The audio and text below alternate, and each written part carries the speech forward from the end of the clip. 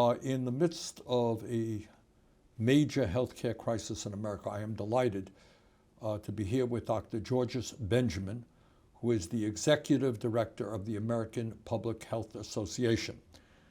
There is a lot to talk about our crumbling healthcare system in general and about the impact of this disastrous reconciliation bill. So, Dr. Benjamin, thanks so much for being with us. Senator, thank you for having me. Let's start off with you. All right, who are you? Where did you get your medical training? What have you done in your career? I grew up on the south side of Chicago. I went to the University of Illinois for medical school. Army paid my way to medical school, so I spent 9 years in Army medicine. I trained in internal medicine, really got fascinated with emergency medicine, so I frankly am an emergency physician. I spent we got an emergency here. What are you going to do about it? Absolutely. And I spent lots of time as an emergency medicine doc. I was also at DC General Hospital, which when Washington, D.C. had a city hospital. I ran the community medicine program, which included the ER, the trauma center, the outpatient clinics, all that kind of stuff. A couple years as a health commissioner here in D.C., almost a year running the EMS system in the city, and then 8 years in Maryland as the deputy health officer and then the state health secretary. And then I've been at APHA for about 23 years. So you have a little bit of experience in public health, huh? A little bit, yeah. Okay. Look, as you well know, our current healthcare system, even before the reconciliation bill, is in deep trouble. We have some 85 million Americans uninsured or underinsured. We pay by far the highest prices in the world for prescription drugs. We don't have enough doctors, nurses, psychologists, pharmacists, etc. And then on top of that, Trump pushed through his big, beautiful bill, which will result in 15 million Americans losing their health insurance through cuts in Medicaid and the Affordable Care Act. What is that going to do to our already troubled healthcare system? You know, the challenge we've had in America for many, many years is simply getting into the system. You have to have a get into the system card. So if you're someone who doesn't have an insurance card that gets you into the system, you're relying on catch as catch can to get care. And so what happens when that happens is people don't get care. That means they are sicker, they die sooner. But even if you have a card now with this new bill, now the law that they passed, it means that everybody's going to have that problem because, this bill affects everyone. If you think that it simply doesn't affect you because you don't have Medicaid, well, first of all, most people don't even know they have Medicaid, right? Because of marketing and the fact that private insurers are now in that business, most people think, I'm not worried about Medicaid. I'm on TennCare or I'm on Kentucky Care or something else, but they're on Medicaid. That's a very good point. Very good point. So the name changes in all the states, right? Every state has a different name. But the money comes from Medicaid. The Medicaid comes from your tax dollars through Medicaid and your state and federal dollars. And they're cutting it, right. $1 trillion, almost $1 trillion. All right, so 15 million people are going to get thrown off health care. What happens? It means that, first of all, more and more people go into emergency rooms, right, as the last place of care. You know this, I know this, our viewers know this, but let's go over it again. The stupidity of taking people away from their health insurance so they end up in an emergency room, which is the most expensive form of care in the country, right? Sir, Senator, as an emergency physician, if you crash your car, your Chevy, if you fall down the stairs, I can do a lot for you. But I don't treat hypertension there. I don't treat diabetes. I don't treat asthma, chronic asthma. So the things that actually make people really sick, that doesn't happen in the emergency department. Right. And all over the country, emergency rooms are now being flooded by people with non-emergencies, with chronic illnesses, correct? That's correct. And what that means is when you come in with your chest pain, you're going to be behind a cold. Right. And in terms of dollars, my understanding is it costs something like 10 times more for the system to treat you in an emergency room as opposed to, say, a community health center. Senator, that's correct. It's more expensive and more inefficient. They don't know you. They're taking their history just from the beginning versus your doctor who knows you, who you have a relationship with, more importantly, who you trust. Right. So you're going to get episodic care. You're going to go in when you should be going to your primary care physician, but you don't have any insurance. There may not even be a primary care physician in your community to treat you, right? That's correct. Okay. All right. There was a study coming out. Nobody really, knows for sure. People are guessing, but there was a serious study coming out of the University of Pennsylvania and Yale University, which suggests, as you've already indicated, if people don't go to a doctor when they should, they're going to get sicker. And if they get sicker, sometimes they will die. Correct? From preventable diseases. For preventable disease, absolutely. Yeah. They estimated, and this is just a shocking and horrible number, that some 50,000 Americans will die unnecessarily a year. That's an undercount. I think You think that's an undercount? I think that's an undercount. How so? Because I've been out there and I see people. I know what people don't do. They don't show up. They just don't show up for care. They're not only denying people coverage, but they're putting barriers in the way. So this new, they say it's a work requirement. It's really a work documentation requirement. So it means that, because most of the people on Medicaid are working. And so now what it means is, if you don't, for whatever reason, don't sign a box, check a box, you move and you don't get the notice and you don't sign up, you're out of luck. That's the entire intention of this, isn't it?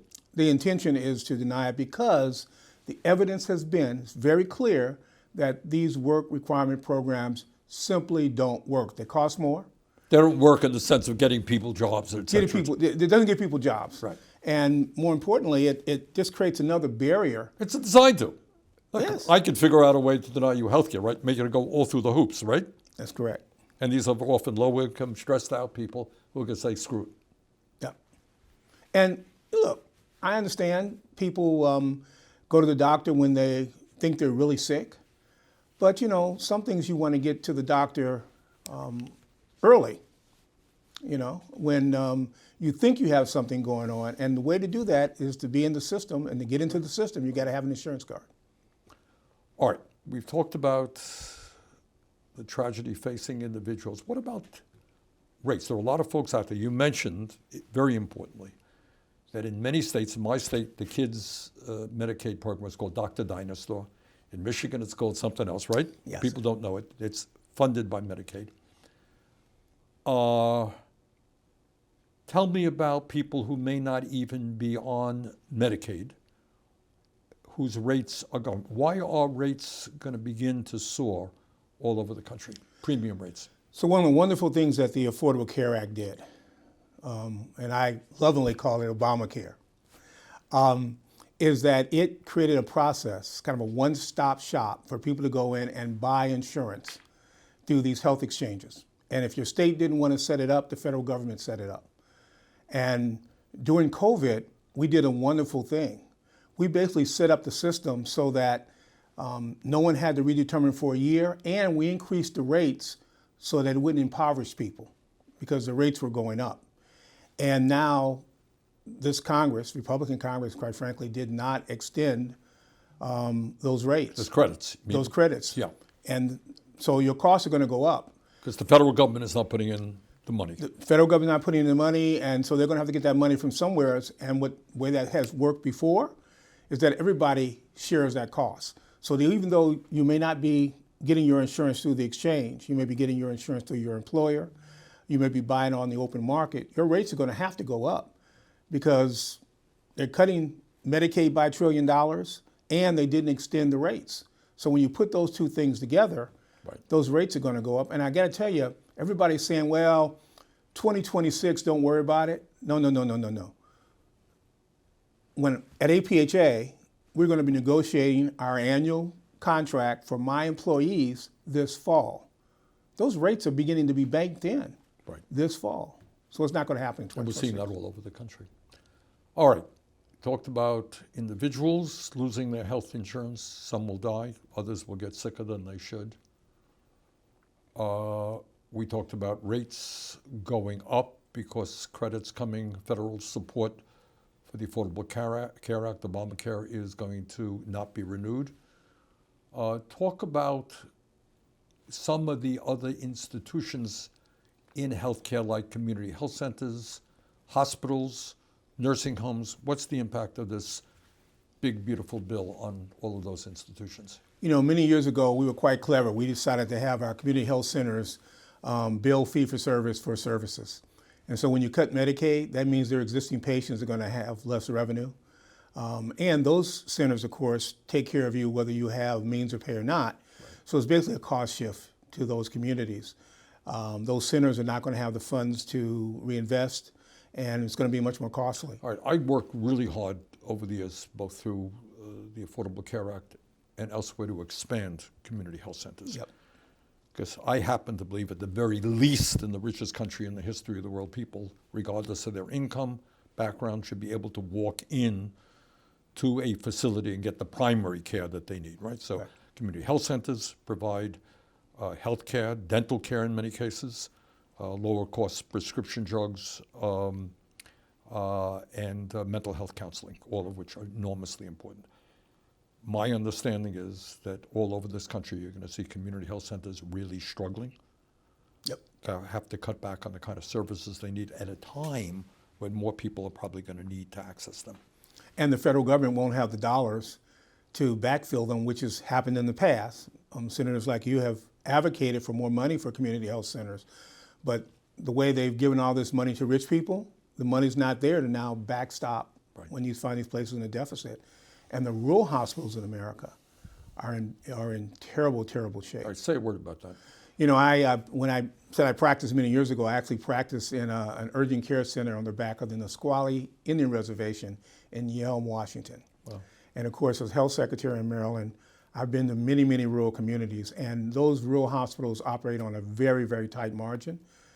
They are the economic breadwinner for many communities, and they're the lifesaver for many communities. And they are, in many cases, because they exist in distressed economic areas, they're heavily funded by Medicaid, right? They're substantial money from Medicaid, and they do primary care, they do critical care, they do OBGYN, assuming you can still get an OB to go to one of these centers, these hospitals.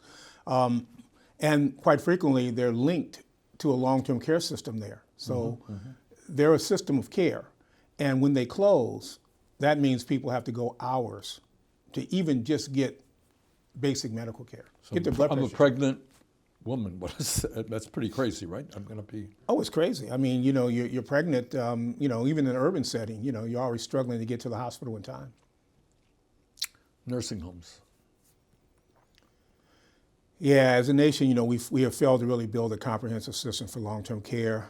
We're all getting older, and the problem is we have this tsunami of people coming as we age. We're living longer to some degree, but we got this tsunami of people coming through, and we've not built either a hospital-based system to take care of them, nor have we built the community-based systems to support them. And that's very, very expensive if you don't build the system. And Medicaid is a major payer of long-term care. And by the way, many, many middle-class folks don't realize that that's who pays for Medicaid. You got it. All right, I was almost on a weekly basis, we reach out to workers all over the country getting a sense of what's going on in their lives and on their jobs. We've talked to people who work in nursing homes. And my impression in Vermont, and I suspect all over the country, that nursing homes now are understaffed.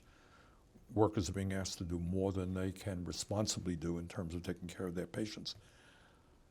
My guess is that this cutback in Medicaid will be devastating for nursing homes. And the point that you just made, and people don't know it, is that even if you're middle class, the likelihood is that when your mom or dad ends up in a nursing home, it's going to be Medicaid that is paying that bill. Yes? Absolutely. And they're at risk of being in an understaffed facility. And the way you get your staffing up is, of course, you try to pay more money for salaries. But if you have a shrinking pool, and some other things the administration is doing is shrinking the Immigration and all that. Yep. That means you're going to have real problem getting people. And we saw this during COVID. We've seen this every time we've had a worker shortage. The fact is, how do we used to get those workers? We would go to other countries and we'd bring them in at extraordinary salaries. And now, they've made that a roadblock simply to be able to do that. And it's simply not just paying people more money. I mean, you can do that, But if you only have, 50 people and you need 100, I don't care how much money you offer, you still need more people. Right. All right, let me ask you a hard question. I don't know what your thoughts are on. I used to be the chairman of the Health Education Labor Committee, and now the ranking member. What I understand, and I'm sure you understand, that we have today a major workforce crisis in healthcare, right? We do. We don't have enough doctors, and our doctor population is aging, right? Young people, for a variety of reasons, who go into medicine do not want to go into primary care for scheduling, for the fact that their salaries are much lower than people in specialties, okay? We don't have enough nurses. We don't have enough mental health counselors. We don't have enough pharmacists. We don't have enough dentists. What do we do?